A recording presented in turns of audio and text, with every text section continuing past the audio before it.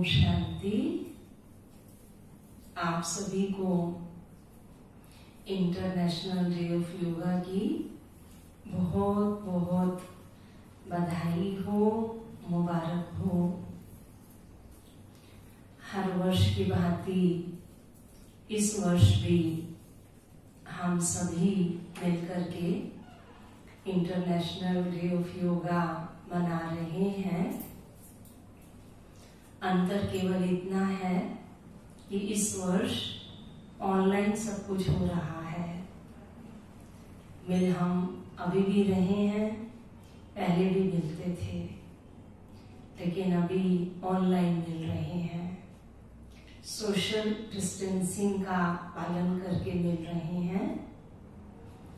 हमारे भारत के प्रधानमंत्री श्री नरेंद्र मोदी जी ने ये प्रोजेक्ट शुरू किया और बहुत ही हर्ष की बात है कि पूरे विश्व ने इसको स्वीकार भी किया और ब्रह्मा कुमारी संस्था के द्वारा तो पहले से ही राजयोग की शिक्षा दी जाती है।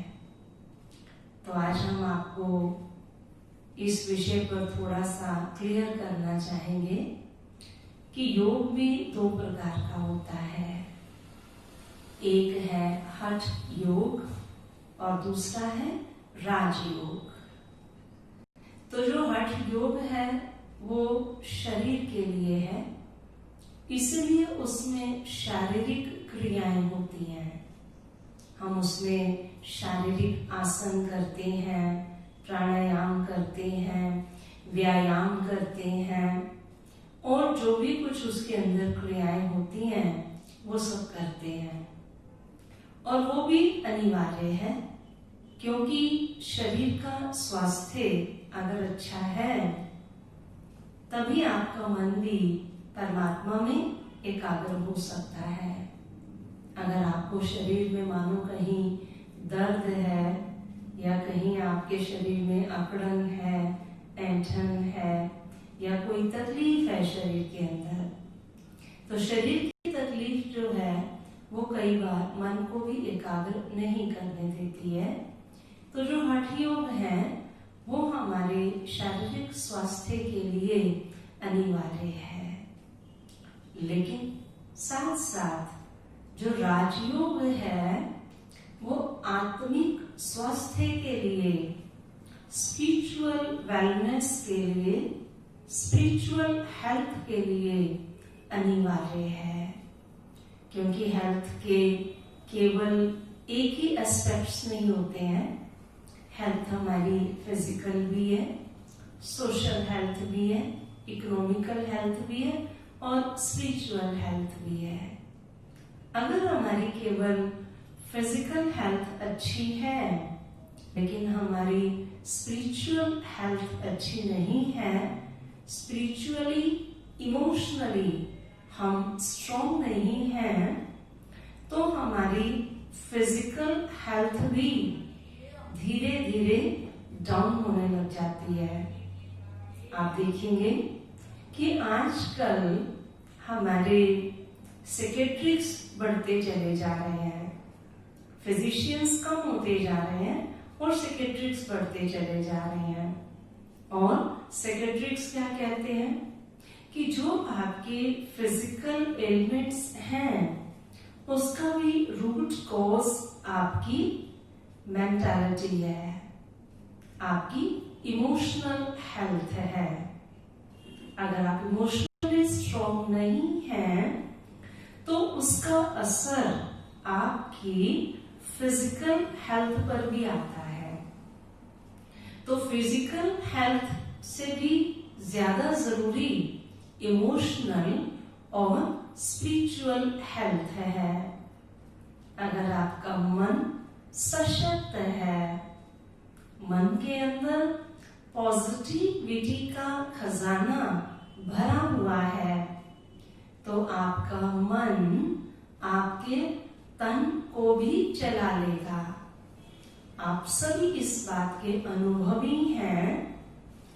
कई बार हमारा स्वास्थ्य अच्छा नहीं होता है। मानो सिर में दर्द है, बहुत तेज दर्द हो रहा है, लेकिन उसी समय पर घर में कोई फंक्शन चल रहा है और जो मेरा मनपसंद है, और मेरा मनपसंद फंक्शन चल रहा है, मेरे सिर में भी दर्द हो रहा है, घर में काम भी बहुत है, भागदौड़ भी बहुत है, मेहमान भी बहुत आए हुए हैं, खाना भी बनाना है, उनको अटेंड भी करना है, और भी बहुत सारे काम हैं, लेकिन मेरा मन खुश है। और मेरा मन खुश है तो मैं क्या करूंगी? उस सिर दर्द को इग्नोर करूंगी। वो सिर दर्द होते हुए भी मैं उसको चला लूंगी। लेकिन अगर मुझे शारीरिक रूप से कोई भी तकलीफ नहीं है, मैं हेल्दी हूं, लेकिन मेरा मन ठीक नहीं है, हम क्या कहते हैं? आज मेरा मन ठीक नहीं है।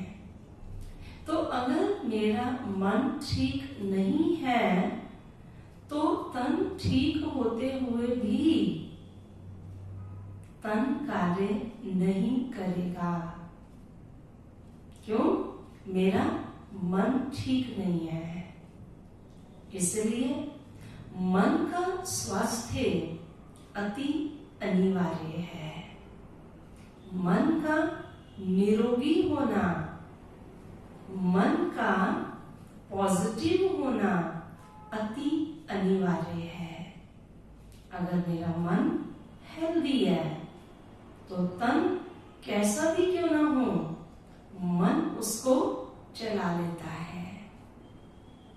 लेकिन अगर मन खुश नहीं है तो अच्छा तन होते हुए भी हम कोई भी कार्य बोझिल होकर के करते हैं, हल्के होके नहीं करते हैं। तो जो राजयोग है, प्रजापिता ब्रह्मा कुमारी ईश्वरीय विश्वविद्यालय के द्वारा जो पिछले 80 वर्षों से सिखाया जा रहा है, इस राजयोग में हमारा मन स्वस्थ होता है, मन को सुविचार मिलते हैं, शुद्ध विचार मिलते हैं, मन को शुद्ध भोजन मिलता है, मन को प्रॉपर डाइट मिलती है, जिससे हमारा मन स्वस्थ हो जाता है। तो राजयोग कोई शारीरिक योग नहीं है, ये एक स्पिरिचुअल योग है, रूहानी योग है। जैसे उस योग को करने से फिजिकल योगासन जब हम करते हैं तो हमको फिजिकली फिटनेस प्राप्त होती है। इसी प्रकार से जब हम राजयोग का अभ्यास करते हैं तो हमें mental fitness, emotional fitness, spiritual fitness प्राप्त होती है। और अगर हमारी स्पिरिट हेल्दी हो गई, अगर हमारा मन अच्छा हो गया, सुमन बन गया, तो सभी समस्याओं का समाधान स्वतः ही हो जाएगा। क्योंकि मनोवैज्ञानिक जो आज बता रहे हैं कि शारीरिक रोगों का भी 80 से 90% कारण हमारा मन है। अगर हमारे मन के अंदर श्रेष्ठ विचार नहीं चल रहे हैं, सुविचार नहीं चल रहे हैं, आध्यात्म के विचार नहीं चल रहे हैं, स्ट्रेस के विचार हैं हमारे मन के अंदर, किसी भी प्रकार के नेगेटिव थॉट्स चल रहे हैं, वेस्ट थॉट्स चल रहे हैं, टॉक्सिक थॉट्स चल रहे हैं, तो हमारा मन जो विचार करता है, हमारे ब्रेन से उसी प्रकार के केमिकल्स रिलीज होते हैं नेगेटिव और पॉजिटिव, और वो केमिकल्स ही हमारे शरीर में रोग प्रतिरोधक क्षमता बढ़ाते हैं या रोगों को बढ़ाते हैं। हमारे मन के विचारों पर ये डिपेंड करता है कि हमारा ब्रेन किस प्रकार के केमिकल्स रिलीज करता है। एक प्रैक्टिकल एग्जांपल आप देखेंगे इसके अंदर कि कोई व्यक्ति है जो आपको बहुत ही प्रिय है, बहुत प्यार करते हैं आप उस व्यक्ति से, और बहुत समय से आप उस व्यक्ति से मिले नहीं हैं। आप अपने घर के अंदर कुछ कार्य कर रहे हैं, अचानक डोर बेल बजती है, आप दरवाजा खोलते हैं और सामने वही व्यक्ति खड़ा है। उस समय आपकी मन की स्थिति क्या होगी? कितना आप खुशी में नाचेंगे, आपका मन कितना प्रसन्न हो जाएगा, आनंद आ गया आपको तो मानो। तो उस समय आपके मन के जो खुशी के विचार हैं, उनसे आप देखेंगे आपके शरीर में भी स्फूर्ति आ जाती है, चुस्ती आ जाती है। आप शायद सोच रहे हो आज हम दाल चावल बना के खा लेंगे घर में, लेकिन जैसे ही वो व्यक्ति आया आपके मन में क्या आने लग जाता है? नहीं, ये तो बहुत दिन के बाद आया है, केवल दाल चावल नहीं, हमें तो और भी बहुत कुछ बनाना है। तो ऑटोमेटिकली आपके शरीर के अंदर वो स्फूर्ति आने लग जाती है। वो स्फूर्ति कैसे आई? आपके मन के विचार से। आपके मन के अंदर ये संकल्प आया क्योंकि आपको प्रेम है उस व्यक्ति के साथ, और प्रेम है इसलिए उसके प्रेम में आपके मन में क्या हुई? आनंद की लहरें उत्पन्न हुई, प्रफुल्लित हो गया आपका मन, और उन आनंद की लहरों ने आपके शरीर को भी क्या किया? स्फूर्त कर दिया, एक्टिव कर दिया, अलर्ट कर दिया। और उस एक्टिव और अलर्टनेस में अब आपसे कोई भी कार्य करा सकते हैं। इसी प्रकार से दूसरी ओर आप देखें कि आप जिस व्यक्ति को पसंद नहीं करते हैं और आप सोच ही रहे हैं कि ये थोड़ा थोड़ा दिन बाद हमारे घर आके बैठ जाता है, खाना खाने लग जाता है, उसी टाइम आता है जब खाने का टाइम होता है, और ऐसा सोच ही रहे हैं, और अचानक फिर डोरबेल बजती है और वो व्यक्ति आ जाता है। उसको देखते आपके मन के विचार कैसे होते हैं? सोचिए कैसे होंगे आपके मन के विचार? क्या लगेगा? लो आज फिर आदम का, अब फिर इसका खाना बनाना पड़ेगा, अब तो ये खाना खाए बिना जाएगा ही नहीं, अब हमारे खाने का टाइम है, हमने अपने लिए तो बना लिया, अभी और आ गया, ऊपर से इसके लिए स्पेशल बनाना पड़ेगा। तो आपका शरीर भी क्या होगा? क्योंकि आपके मन के जो विचार हैं वो आपके शरीर को प्रभावित कर रहे हैं। आपका ब्रेन वही केमिकल्स रिलीज कर रहा है जो आप विचार कर रहे हैं, और वो पूरे शरीर के अंदर ब्रेन एक मैसेज देता है। अगर आपके मन के अंदर पॉजिटिव थॉट्स आ रहे हैं, एलिवेटेड थॉट्स आ रहे हैं, स्पिरिचुअल थॉट्स आ रहे हैं, तो आपका ब्रेन पूरे शरीर को एक्टिव होने का मैसेज देता है। लेकिन अगर आपके मन के अंदर नेगेटिव थॉट्स आ रहे हैं, स्ट्रेस के थॉट्स आ रहे हैं, तो आपका ब्रेन आपकी बॉडी को कौन सा मैसेज देगा?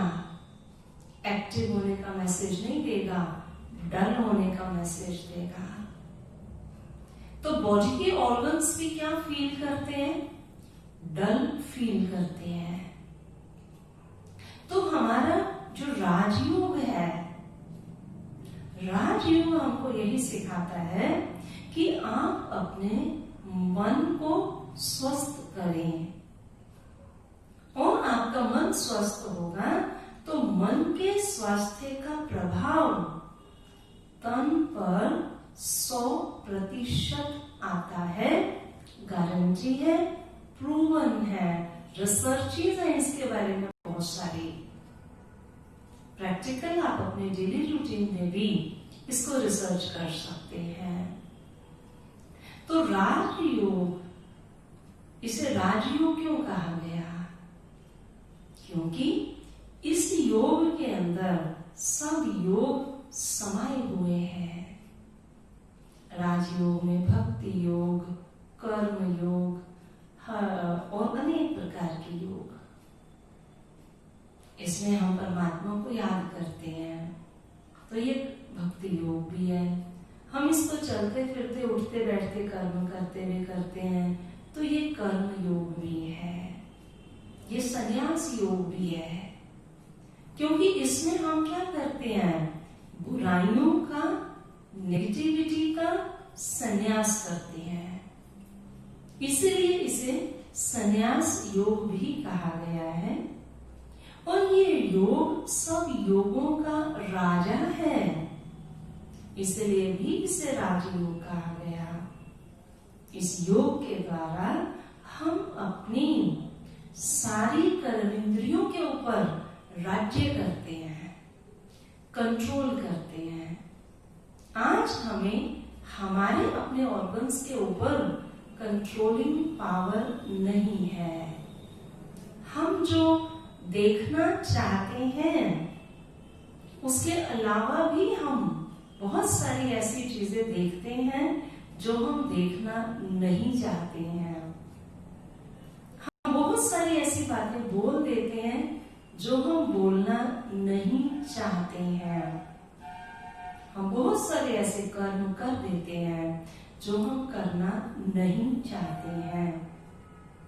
तो ये राजयोग हमको क्या करता है?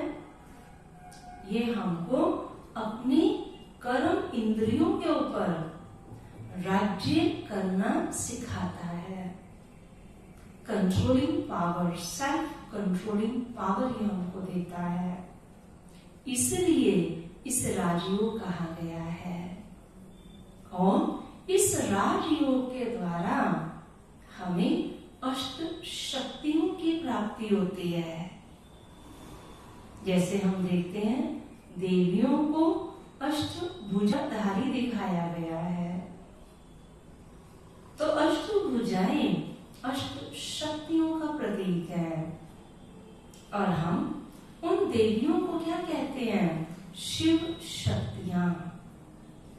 शिव शक्तियां यानी कि जब उनका मन और बुद्धि शिव परमात्मा से लगता है तो परमात्मा की शक्तियां उनमें ट्रांसफर होती हैं। जैसे सूर्य स्नान से सूर्य की किरणें हमारे शरीर में ट्रांसफर होती हैं। इसी प्रकार से राजयोग के द्वारा जब हम परमात्मा को याद करते हैं तो परमात्मा की शक्तियां, उसके गुण, उसकी पावर्स हमारे में ट्रांसफर होती हैं, जिनको मुख्य रूप से 8 भागों में विभाजित किया गया है। परमात्मा तो सर्वशक्तिवान है, हम उसकी शक्तियों को विभाजित नहीं कर सकते हैं, ना वर्णन कर सकते हैं, लेकिन समझाने के लिए, प्रैक्टिकल जीवन में व्यवहार में लाने के लिए उनको 8 भागों में विभाजित किया गया है। सबसे पहली है समेटने की शक्ति, दूसरी सहन करने की शक्ति, तीसरी समाने की शक्ति, चौथी परखने की शक्ति, पांचवी निर्णय करने की शक्ति, छठी सामना करने की शक्ति, सातवीं सहयोग की शक्ति और आठवीं विस्तार को संकीर्ण करने की शक्ति। तो ये अष्ट शक्तियां हमको राजयोग से प्राप्त होती हैं। तो आज हम पहली शक्ति समेटने की शक्ति के ऊपर विचार करेंगे कि ये समेटने की शक्ति क्या है।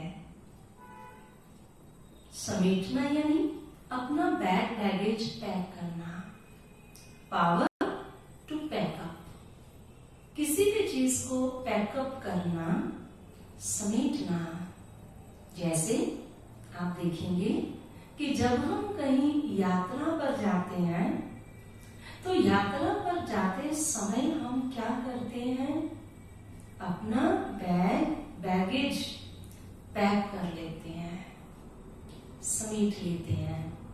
हमारे पास कितना सामान होता है, ट्रैवलिंग का, रास्ते का भी सामान होता है, जहां हम आउटिंग के लिए जा रहे हैं वहां का भी सामान होता है, वस्त्र इत्यादि बहुत सामान होता है। लेकिन हम सबको अगर एक एक सामान को हाथ में लेकर के जाएं तो क्या हम यात्रा कर सकते हैं? तो हम क्या करते हैं, अपना बैगेज पैक कर लेते हैं। पैकअप की पावर है। तो जब हम पैक कर लेते हैं तो हमारी यात्रा क्या होती है, सरल हो जाती है। तो इसी प्रकार से ये जो राजयोग है ये एक यात्रा है। कैसी यात्रा कि हम आत्माएं मन और बुद्धि के द्वारा परमात्मा को याद करते हैं। अपना मन और बुद्धि उसके पास ले जाते हैं जहां वो रहता है। तो ये हम एक स्पिरिचुअल जर्नी करते हैं, रूहानी यात्रा करते हैं। अब इस यात्रा में हमें कौन सा सामान समेट करके ले जाना है, कैसे करते हैं हम ये यात्रा? ये यात्रा होती है मन और बुद्धि के द्वारा, और उन्हीं को ही हमें पैकअप भी करना है। क्योंकि आज हमारा मन बहुत बिखरा हुआ है, हमारी बुद्धि बहुत भटकी हुई है। अधिकतर लोग हमारे पास आते हैं और एक शिकायत करते हैं कि हम परमात्मा को याद तो करना चाहते हैं, हम बैठते भी हैं उसकी याद में, लेकिन समस्या बीच में क्या आती है कि हमारा मन एकाग्र नहीं हो पाता। हम याद करते हैं परमात्मा को और हमें उस समय याद आती है दूसरी बातें, जो बातें हमें कभी आगे पीछे याद नहीं आती हैं, वो सभी बातें हमें उस समय याद आती हैं जब हम अपने मन को परमात्मा में एकाग्र करने की कोशिश करते हैं। इसका मतलब हमारा मन और बुद्धि बिखरा हुआ है। अब ये समेटने की शक्ति हमारे अंदर कैसे आएगी? उसके लिए हमें चाहिए स्वयं का परिचय। जब तक हमें स्वयं का परिचय नहीं है कि मैं कौन हूं, तो हम अपना बैगेज पैक भी नहीं कर सकते हैं। सेल्फ रियलाइजेशन, क्योंकि हम अभी तक अपने को क्या समझते आए, देह समझते आए, और दैहिक रूप से ही सबके साथ हम व्यवहार करते आए, दैहिक कर्म किए, दैहिक संबंध निभाए, दैहिक व्यवहार किए। इसलिए जब हम परमात्मा को याद करने बैठते हैं तो वो सब दैहिक चीजें हमारे पास आ जाती हैं। तो परमात्मा को याद करने का पहला नियम है अपने को आत्मा निश्चय कर उस परमात्मा को याद करना। तो तब तक हमारा मन और बुद्धि सिमट नहीं सकता है जब तक हम अपने को आत्मा निश्चय नहीं करेंगे। जब हम अपने को आत्मा निश्चय करते हैं तभी हमारा मन परमात्मा में एकाग्र होता है।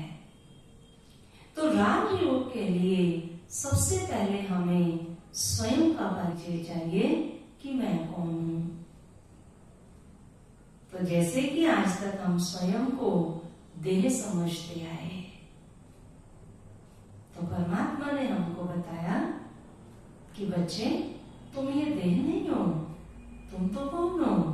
इस देह को चलाने वाली एक चैतन्य शक्ति, जो श्रीमद् भगवत गीता में कहा गया, आत्मा अजर अमर अविनाशी है, चैतन्य है।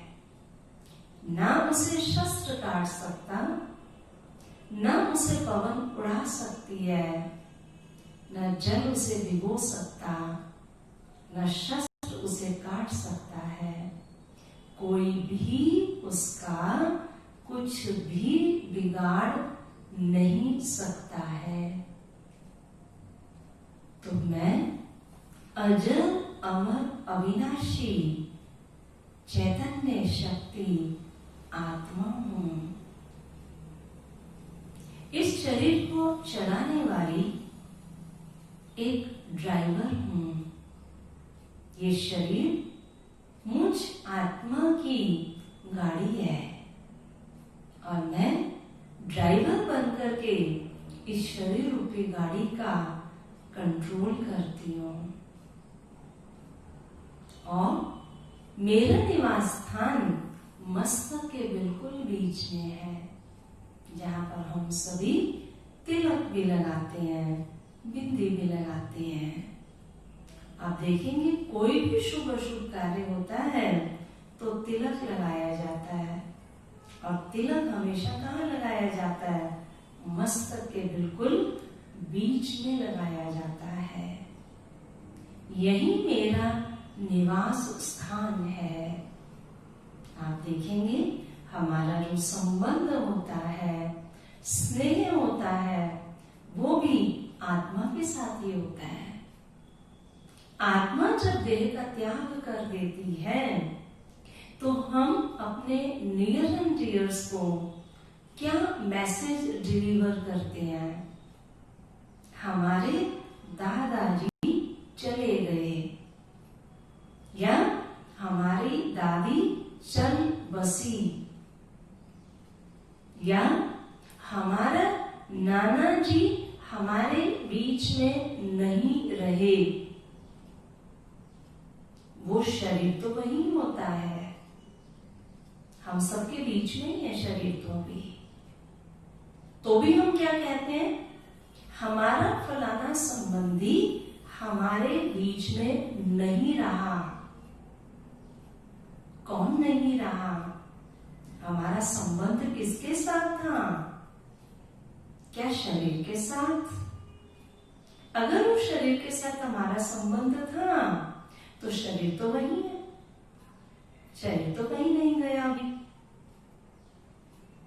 कौन चल बसा? तो हमारा संबंध, हमारा स्नेह शरीर के साथ नहीं है, लेकिन उस शरीर के अंदर रहने वाली जो चैतन्य शक्ति आत्मा है, उसके साथ हमारा स्नेह और संबंध था। और जब वो चली गई तो हम क्या कहते हैं? हमारा संबंध ही चला गया। अब उस शरीर के साथ हमारा कोई मोह नहीं है। हम क्या करते हैं? स्वयं सब मिलकर के उस शरीर को अग्नि के हवाले कर देते हैं। सबको बुलाते हैं अपने लिए रंजियर्स को, आओ आकर के हम सब क्या करेंगे? इसका अंतिम संस्कार करेंगे। और हम स्वयं उस शरीर को अग्नि के हवाले कर देते हैं। तो हमारा क्या उस शरीर से मोह हुआ? अगर हमारा शरीर से मोह होता तो क्या हम उसको ऐसे जलती चिता पर जलने देते? लेकिन हमारा मोह उसके साथ नहीं था। हमारा तो संबंध किसके साथ था? आत्मा के साथ था। हम रो किसके लिए रहे हैं? कौन चला गया? वो आत्मा ही तो चली गई। तो मैं अजर अमर अविनाशी चैतन्य शक्ति आत्मा हूं। आत्मा मन, बुद्धि और संस्कार सहित है।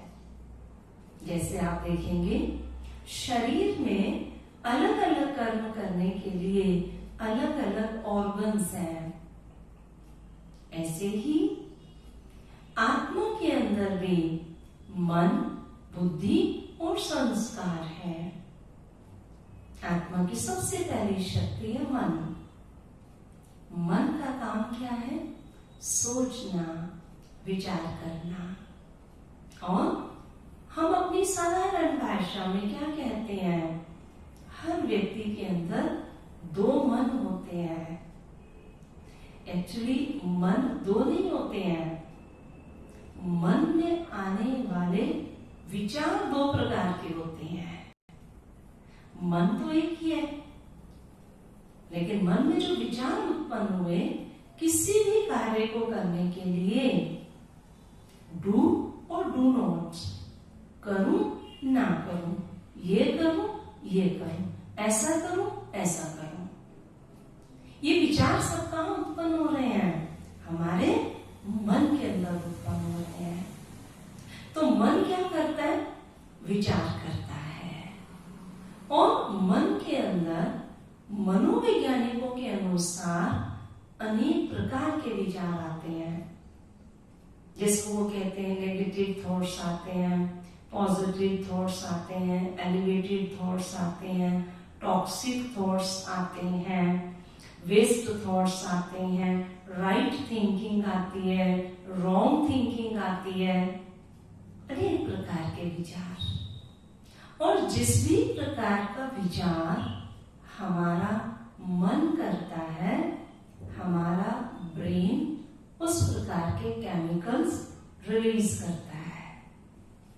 आप देखेंगे हम रास्ते में कहीं जा रहे हैं, मॉर्निंग वॉक पर जा रहे हैं, हम बहुत खुशी में जा रहे हैं, आनंदित होकर के जा रहे हैं, और अचानक सामने से 5-6 डॉग्स आ गए आपके रास्ते में, और वो आकर के डॉगीज बहुत जोर जोर से भौंकने लगे आपके ऊपर, आपको एकदम काटने के लिए आपके ऊपर आ रहे हैं।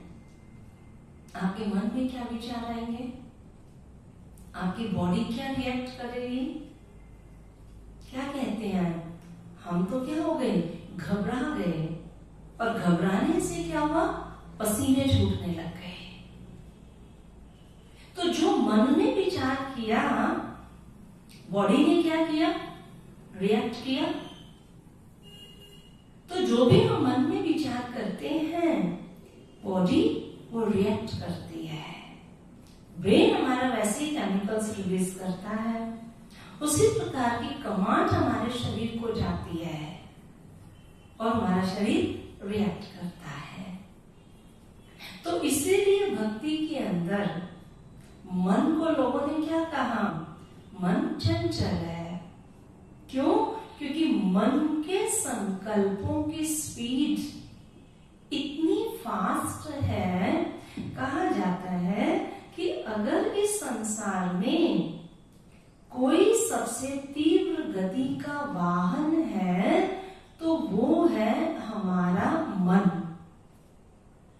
इतनी तीव्र गति से मन भागता है, कहा जाता है light goes faster than sound.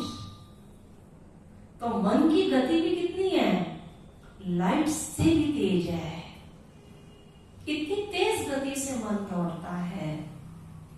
अब मन को परमात्मा ने क्या कहा? भक्ति में तो लोगों ने क्या कहा? मन को अमन करो, कोई विचार आपके मन में नहीं आना चाहिए। अब क्या ये संभव है? मन का संस्कार ही सोचना है, और हम कहें कि मन में कोई सोच ही ना चले, तो क्या ये संभव है? बिल्कुल भी नहीं है। इवन देन, जब हम शरीर रूप से रात को सो जाते हैं तो भी हमारा मन चलता है। स्वप्न क्या है? हमारे विचार ही तो है। तो मन कहां कहां घूम करके आता है स्वप्न में। तो मन कभी भी अमन नहीं हो सकता है। एक सेकंड के लिए अगर आपके मन में कोई विचार नहीं आया, दूसरे ही सेकंड आपके मन में विचार आएगा, मुझे कोई विचार नहीं आ रहा है। ये भी तो विचार है।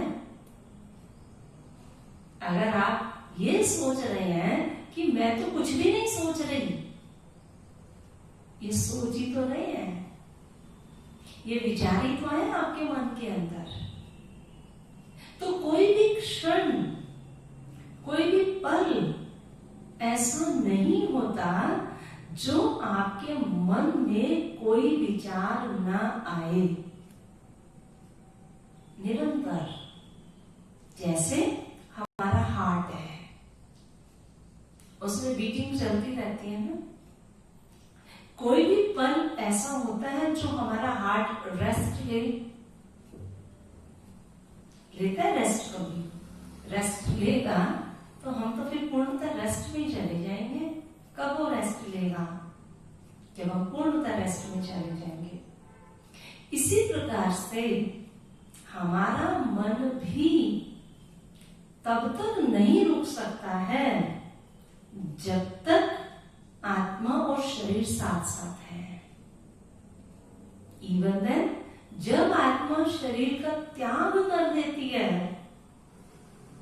तो भी मन तो रहता है, उसके विचार तो भी रहते हैं। तो मन का स्वभाव क्या है?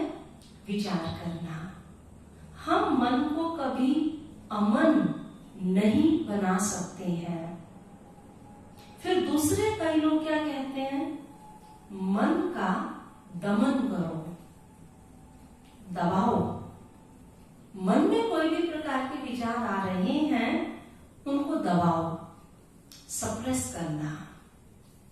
आप जानते हैं, अगर हम किसी भी चीज को दबाते हैं, प्रेशर कुकर में प्रेशर बन रहा है, हम उसकी विसल के द्वारा उस प्रेशर को बाहर निकलने नहीं दे रहे हैं, सप्रेस कर रहे हैं, तो आखिर क्या होगा?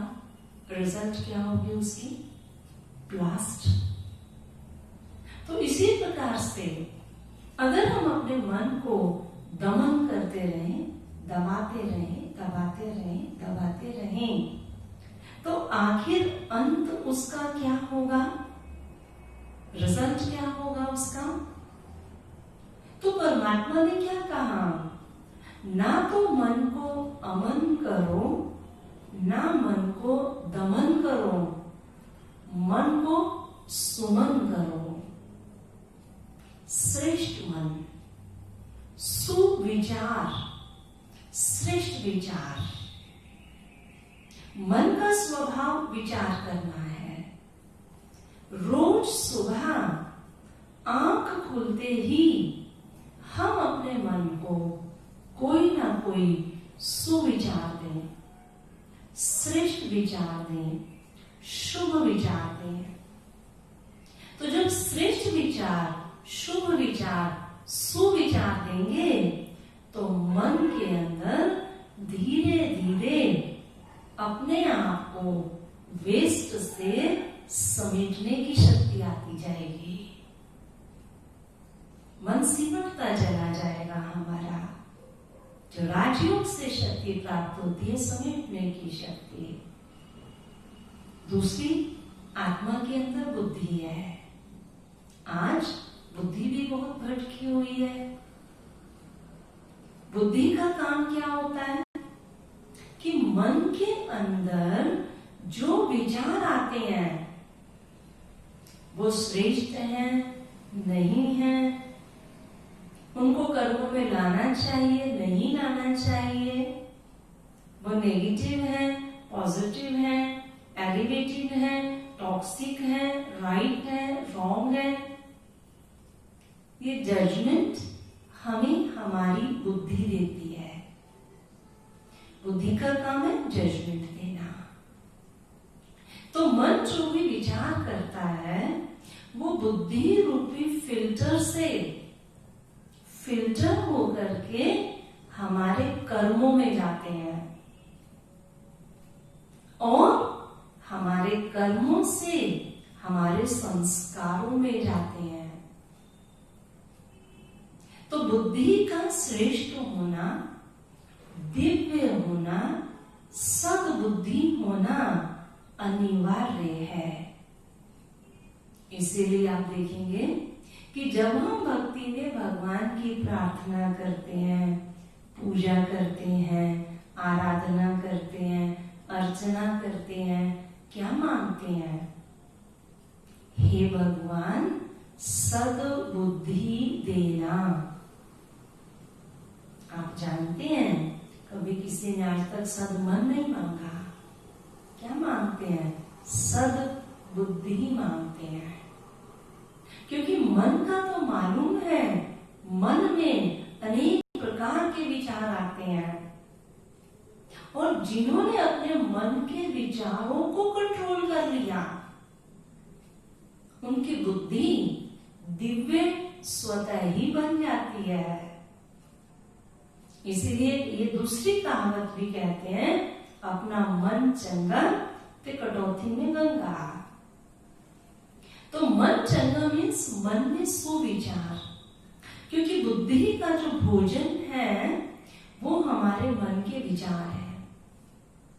और अगर बुद्धि को रोज सुविचार, श्रेष्ठ विचार मिलते रहेंगे तो बुद्धि क्या बन जाएगी? दिव्य बुद्धि बन जाएगी, सद्बुद्धि बन जाएगी। और सद्बुद्धि के द्वारा मन सद्विचारों को ही बुद्धि चुनेगी। मन के सद्विचार जब बुद्धि में जाएंगे, सद्बुद्धि बनेगी, तो जो कर्म होंगे वो कैसे होंगे? सत्कर्म होंगे। और सत्कर्मों के द्वारा सुसंस्कार बनेंगे, श्रेष्ठ संस्कार बनेंगे। तो मन, बुद्धि और संस्कार सहित आत्मा मस्तक के बीच में विराजमान है। और संस्कार भी एक हमें हमारे पूर्व जन्म से मिलते हैं, जो आत्मा अपने पूर्व जन्म से अपने साथ लेकर के आती है। दूसरे संस्कार जो हमें जिन माता पिता के पास जन्म लेते हैं उनके द्वारा मिलते हैं। तीसरे संस्कार जो हमारे संगी साथी मित्र संबंधी हैं उनके द्वारा मिलते हैं। और चौथे प्रकार के संस्कार मेरे निजी संस्कार। आत्मा के निजी संस्कार सतो गुणी संस्कार है। आत्मा अपने सत्य स्वरूप में सतो गुणी है। 7 गुण है आत्मा के अंदर। जैसे हमारा शरीर 5 तत्वों से मिलकर के बना है और वही 5 तत्व शरीर को चलाते हैं। शरीर निर्वाह करने के लिए हमको क्या चाहिए? वो 5 तत्व चाहिए हैं। इसी प्रकार से आत्म निर्वाह के लिए आत्मा के अंदर 7 गुण होते हैं और वही 7 गुण उसे चाहिए है। वास्तव में वो आत्मा के अंदर निहित है, लेकिन जन्म पुनर्जन्म लेते लेते वो कम हो गए हैं। जैसे हम अपने फोन को रोज सुबह सुबह उठ करके 100% चार्ज करते हैं, लेकिन धीरे धीरे धीरे धीरे क्या होता है, वो डिस्चार्ज हो जाता है। इसी प्रकार से आत्मा अपने घर परमधाम से जब इस धरा पर आती है तो वो सतो गुणी होती है, लेकिन जन्म पुनर्जन्म लेते लेते आत्मा के वो सतो गुण धीरे धीरे धीरे कम होने लग जाते हैं। तो आत्मा के जो 7 गुण हैं, सबसे पहला ज्ञान, दूसरा पवित्रता, तीसरा सुख, चौथा शांति, पांचवा प्रेम, छठा आनंद और सातवां शक्ति। ये आत्मा के अंदर 7 गुण हैं। आगे चलकर हम आपको इसके डिटेल के बारे में भी बताएंगे। तो आत्मा अपने सत्य स्वरूप में सतोगुणी संस्कारों वाली है, जो मेरे निजी संस्कार हैं। तो जब हम ये आत्मा का परिचय लेते हैं राजयोग में, तो हमारा मन और बुद्धि सिमटता चला जाता है, हम समेट लेते हैं अपने आप को, जिसको गीता में कहा कि सर्व धर्मानि परित्यज्य माम एकम शरणं व्रज, कि हे अर्जुन, देह और देह के सब संबंधों का त्याग कर तू मेरी शरण में आ जा, तो मैं तुझे सब दुखों और पापों से मुक्त कर दूंगा। तो जब आत्मिक स्वरूप में हम स्थित होते हैं, आत्मिक स्वरूप में स्थित होने से मन और बुद्धि देह और देह के संबंधों से सिमटने लग जाती है। सिमटने का अर्थ आप ये ना लें कि हम उनको छोड़ देते हैं।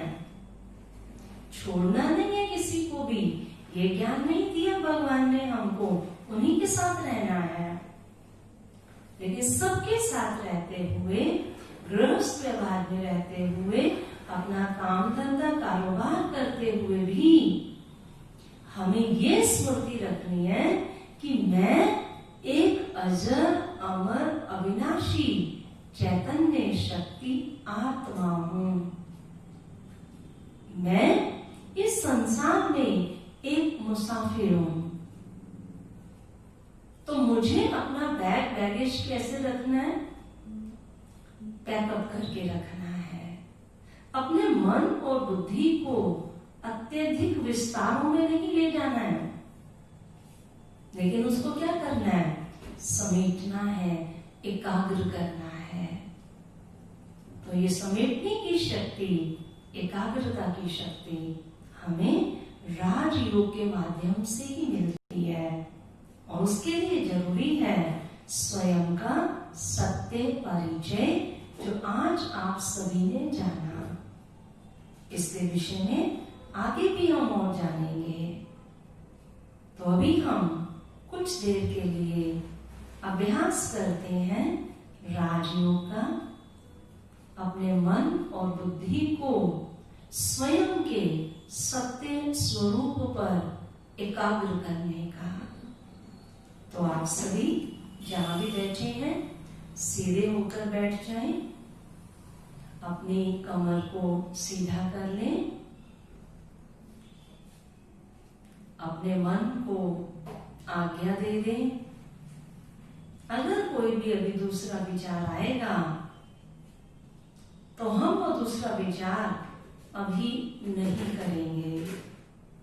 मन को आज्ञा देंगे कि अभी मुझे जो विचार मिलेंगे वही विचार मुझे करने हैं। अपने मन को, विचारों को देखें। मेरे मन में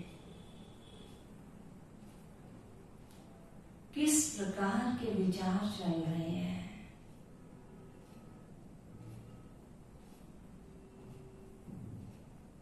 ध्यान से देखें।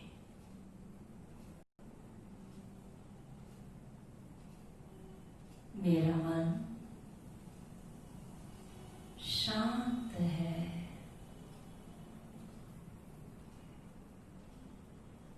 शुद्ध विचार चल रहे हैं मन के अंदर।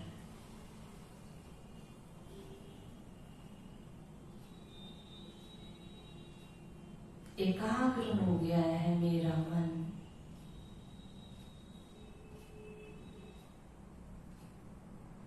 अब अपने मन को, अपने विचारों को मस्तक के बीच में एकाग्र कर लें।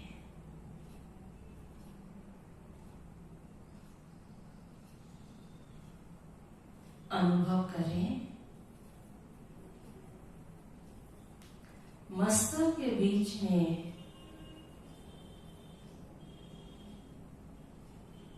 एक चमकता हुआ सितारा है।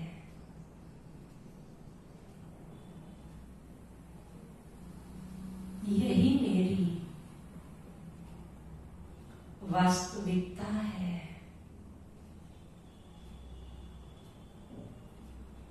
मैं एक चमकता हुआ सितारा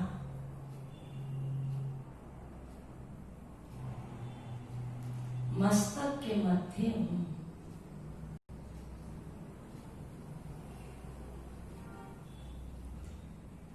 मेरा मन और बुद्धि सिमटी हुई है, एकाग्र है।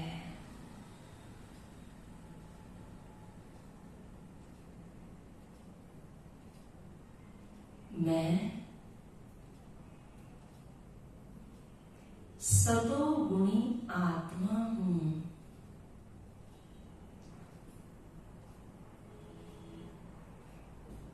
ज्ञान से संपन्न पवित्र स्वरूप, शांत चित्त,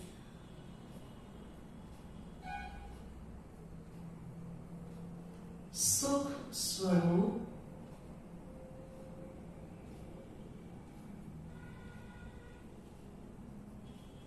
प्रभु प्रेम से भरपूर,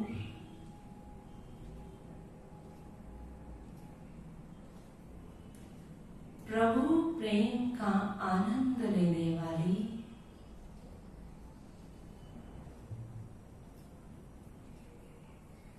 शक्ति स्वरूप,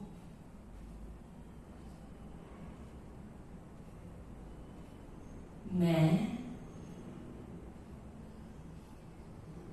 अजर अमर अविनाशी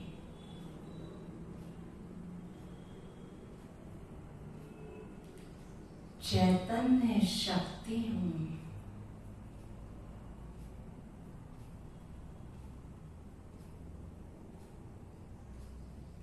ये शरीर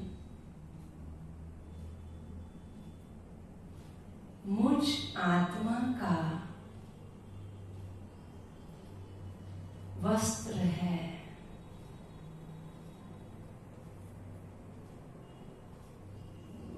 इस देह रूपी वस्त्र को धारण करने वाली मैं एक चैतन्य शक्ति हूं।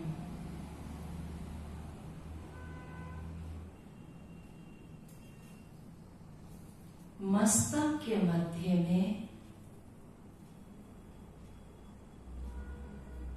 एक सितारे के रूप में विराजमान हूं।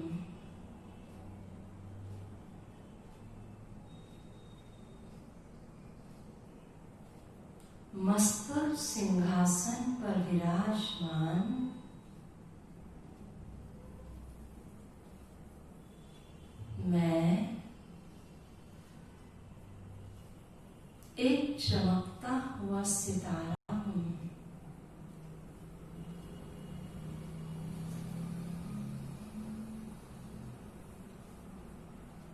यही मेरी वास्तविकता है।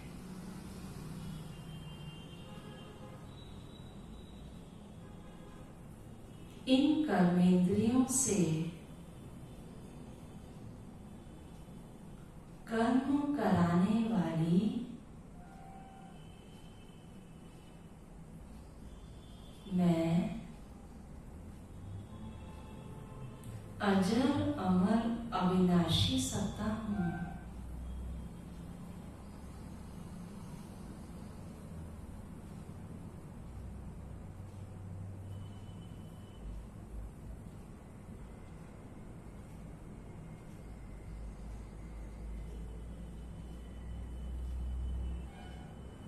अपने वास्तविक स्वरूप का